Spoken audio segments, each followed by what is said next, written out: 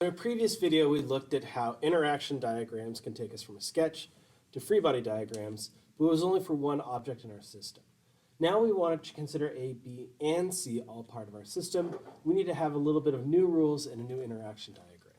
So we still are making our interaction diagram by drawing ovals for each object. So we can show that by having A, B, and C. We know we're going to have the Earth over here, and we also have to consider the elevator car here. We could consider the wire, but we know something else is going to be happening with that. It's not going to be part of our system. So what we want to do then is we want to get a little bit more practice of defining our system, and we want to define our system with a dashed line.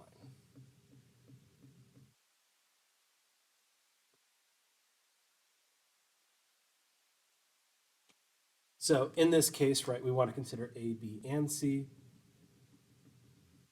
So we're going to have a little bit of a dashed box surrounding all of them.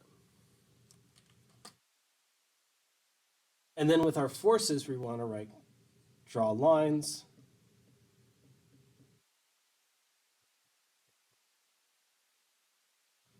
For each force, inside or crossing the system.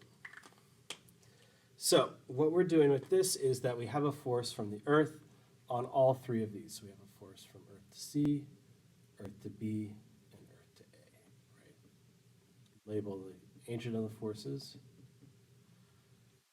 And then between C and B, we have one force, a normal force. Between B and A, we have one force, a normal force. And then between the car and A, we have another force, the normal force. Hopefully you like normal forces. We're going to have a lot in this problem.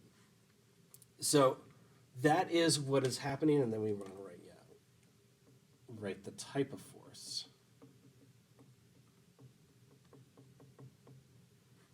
In here.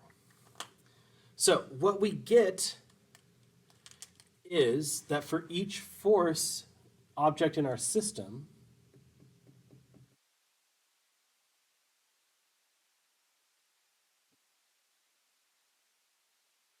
must have a free body diagram.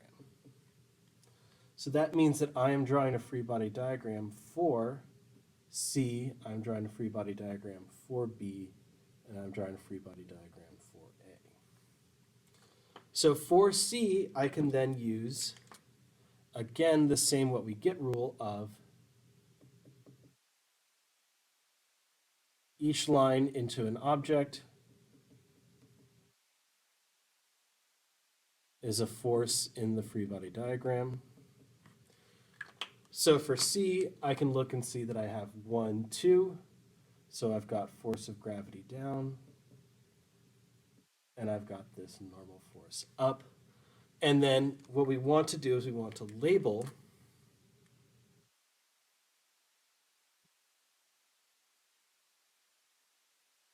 actor and recipient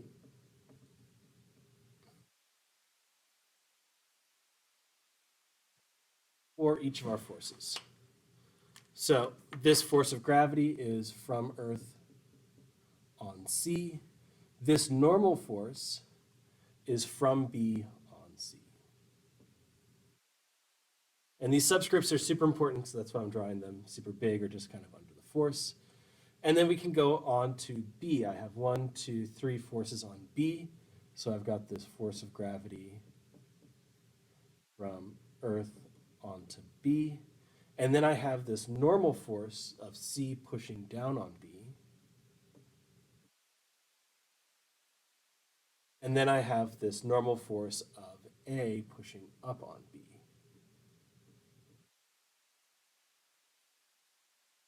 Finally, with A, I have 1, 2, 3 forces. So I've again got my good friend force of gravity, Earth onto A. I've got my force from B. B is now pushing down onto A.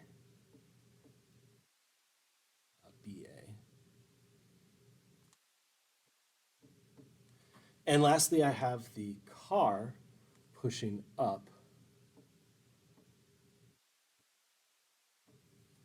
onto A. So this first off does exactly what it did last week, except it also tells us how many free body diagrams we need to draw, but it tells us which forces are involved. Our last little piece is any forces that are entirely inside our system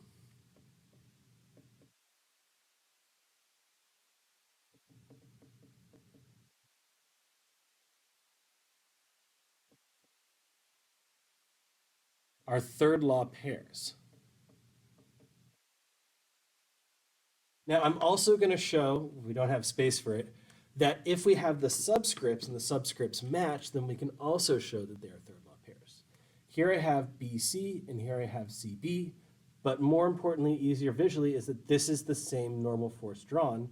So that means that this force and this force are third law pairs. So then we can do third law pairs when we're solving problems.